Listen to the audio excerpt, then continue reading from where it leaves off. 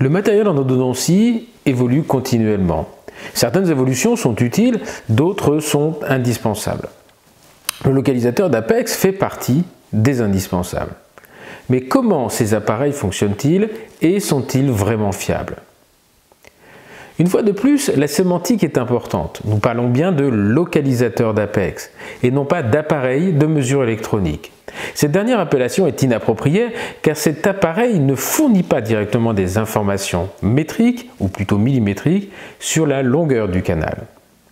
Un localisateur d'Apex, comme son nom l'indique, permet de localiser une structure anatomique en utilisant des principes basiques d'électronique. L'appareil indiquera le 0 sur l'écran de contrôle à partir du moment où la pointe de l'instrument est positionnée dans le canal et se trouve dans la zone de la structure anatomique recherchée. Pour savoir utiliser un localisateur d'Apex et surtout l'utiliser avec toute la précision dont il est capable, il faut comprendre un petit peu son fonctionnement. Dans le temps imparti, je ne rentrerai pas dans le détail, mais simplifions le message en disant que cet appareil finalement fonctionne selon le principe électronique U égale ZI. U étant la tension du courant, I son intensité et Z l'impédance du modèle. Avec les appareils modernes, dits de 4e, 5e, voire 6e génération, on peut simplifier le message en considérant que Z, l'impédance, se restreint à la seule résistance du système. L'équation U égale ZI se simplifie alors avec la loi d'Ohm U égale RI.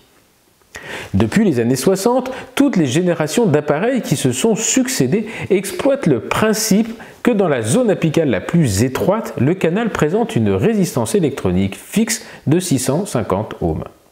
Les localisateurs électroniques fonctionnent donc avec un courant qui circule en circuit fermé grâce à une électrode labiale placée sous le champ opératoire et l'autre accrochée sur l'instrument qui lui est placé dans le canal. Cet instrument sera d'ailleurs délicatement inséré puis animé de différents mouvements permettant de le faire pénétrer en direction apicale de façon à emmener sa pointe dans la zone à explorer. La tension du courant est connue puisqu'il est délivré avec des piles, en général 6 piles de 1,5 V, ou un accumulateur dont la tension est elle-même connue. Le dispositif n'a plus donc qu'à calculer l'intensité du courant circulant et celle-ci va varier en fonction de la résistance du dispositif modélisé contenant la dent, la gencive, l'os et éventuellement les liquides présents au sein du ou des canaux. Avec une tension connue et une intensité calculée, le rapport U sur I permet alors de déterminer cette résistance qui va varier tout au long du canal. Et lorsque la pointe de l'instrument est placée exactement au niveau de la constriction apicale, eh bien ce ratio va être égal à 650 et l'appareil de mesure va donc indiquer le 0 sur son écran. La constriction est alors localisée par la pointe de l'instrument et en déplaçant le stop en silicone sur le manche, eh bien celui-ci va être placé au contact d'un repère coronaire stable et reproductible. Et c'est en mesurant la distance séparant la pointe de l'instrument et le stop en silicone que l'on détermine alors la longueur de travail. Connaître ce fonctionnement nous permet surtout de bien anticiper les erreurs et les erreurs d'identification et de lecture. L'utilisation de ces appareils nécessite donc un certain nombre de précautions et nous en décrirons ici 3. La première précaution consiste à se rappeler que le fonctionnement de ces appareils est basé sur la circulation d'un courant électrique. Et tout ce qui va dévier ce courant est une source d'erreur. Ainsi, il conviendra d'éviter tout contact de l'instrument avec un élément métallique, couronne, amalgame par exemple, qu'il faudra au préalable éliminer. Il faut également être très vigilant avec les ponts électrolytiques. Sur une molaire par exemple, le simple fait d'avoir une solution liquide dans la cavité d'accès va créer un lien entre ces canaux et générer un pont électrolytique entre les canaux et ainsi créer une source d'erreur de mesure. Il est donc nécessaire de vider la cavité d'accès des dents pluriarticulées de tout liquide avant de déterminer la longueur de travail. Les canaux, quant à eux, peuvent rester humides sans problème. La deuxième précaution, eh bien, la détermination de la résistance se fait par rapport à la tension du courant qui circule dans le système, tension qui est connue.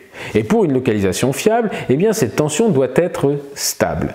Il est donc indispensable de vérifier le niveau de charge de l'accumulateur ou des piles du générateur avant l'utilisation.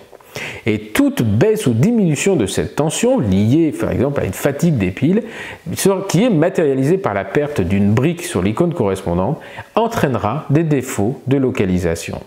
Donc cette deuxième précaution consiste à toujours avoir un appareil en charge maximale. La troisième précaution que nous aborderons ici, eh bien, pour des raisons de simplification, j'indiquais un peu plus tôt que l'équation d'impédance pouvait se résumer à la loi d'Ohm. En gros, on considère alors que le tripode RLC se résume à R, la résistance du système. Cela est vrai si la capacité du condensateur du modèle est nulle. Capacité étant le C de RLC. Pour être nul, l'instrument doit entrer en contact intime avec les parois dentinaires du canal exploré. Et donc, pour avoir une mesure fiable, il est indispensable d'utiliser un instrument dont le diamètre est adapté à la largeur du canal exploré. Si la lime flotte dans le canal, la modélisation n'est plus valable et la localisation est faussée. La plupart des localisateurs d'Apex distribués aujourd'hui sur le marché présentent une fiabilité tout à fait équivalente.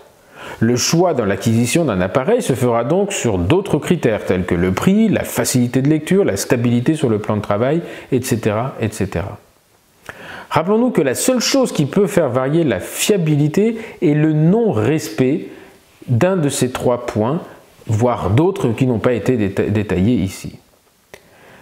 Enfin, rappelons que la seule valeur qui est fiable est celle qui correspond à la constriction reportée par le 0 sur l'écran de l'appareil. Encore une fois, ce ne sont pas des appareils de mesure. Ces appareils ne sont pas capables de calculer une distance entre deux points.